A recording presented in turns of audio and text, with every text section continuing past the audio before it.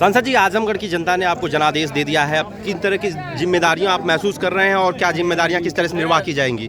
देखिए, बहुत बड़ी जिम्मेदारी है। आजमगढ़ जिसके बारे में हमेशा ये माना गया सद्दे नेताजी का गढ़। ये आईडी नीचे करो यार। सद्दे नेताजी ने अपने दिल की धड़कन माना जिस जिले को, जिस क्षेत्र को।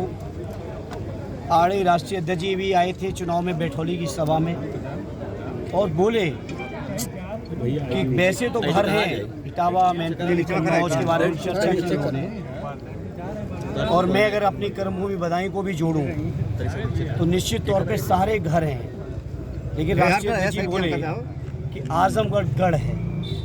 तो मुझे आज संतुष्टि है, मुझे प्रसन्नता है, मुझे खुशी है और मैं अपना सौभाग्य मानता हूँ कि पार्टी का ये गढ़ के तौर पे वापस पार्टी लौटी है। पिछले उपचुनाव के बाद तमाम तरीके के सवाल पत्रकार मित्रों आपने भी किए थे और भी सवाल विपक्ष के लोग कर रहे थे। मुझे खुशी है मेरे आजमगढ़ के सभी जिम्मेदार लोगों ने मिलकर अपने उस गढ़ को भी लौटाया है।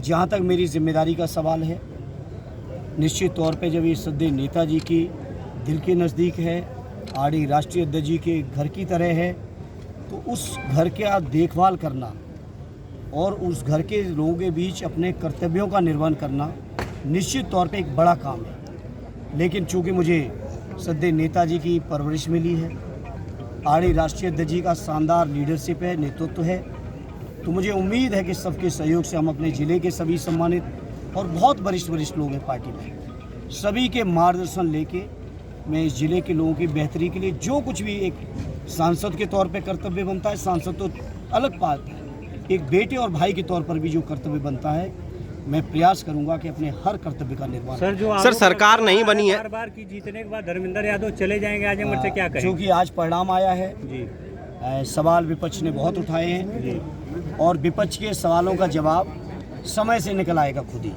सर सरकार बनना अभी मुश्किल दिखाई दे रहा है जी, उसके बाद वो विपक्ष के लोग सवाल करने योग्य नहीं बचे। सर सरकार बनना मुश्किल दिखाई दे रहा है, ऐसे में इंडिया अलायंस किस तरह की? आड़ी राष्ट्रीय अध्यक्ष जी फैसला लेंगे। चूँकि मैं सुबह से अंदर था लगभग 7 बजे से जी, और मेरे पास कोई मोबाइल या मीडिया का साधन या माध्यम नहीं था, जिसकी वजह से मैं देश की घटनाओं पर नज़र रख पाता। आरडी राष्ट्रीय अध्यक्ष जी हमारे सक्षम लीडर हैं, वो जो भी ज़रूरत होगी बेहतर से बेहतर फैसला देश के हित में, लोगों के हित में, संविधान बचाने के लिए, और तमाम जो मुद्दे हैं, लोकतंत्र बचाना है, संविधान बचाना है, आरक्षण बचाना है, जनगणना करानी है, तमाम मुद्दों पर जी फैसला लें। सर गुड्डू जमाली साहब आए थे और लगातार कहा जा रहा था गुड्डू जमाली केवल एक इंडिविजुअल आए हैं, अब जीत को लेकर किस तरह से आश्वस्त? ऐसा नहीं है, ये पता नहीं किसने कहा। आड़ी जमाली साहब के आने से लगातार हम लोगों ने कहा कि उनका इस चुनाव में बहुत महत्वपूर्ण योगदान है, और वो महत्वपूर्ण योगदान आज परिणाम के माध्यम से दिखा भी है सबको।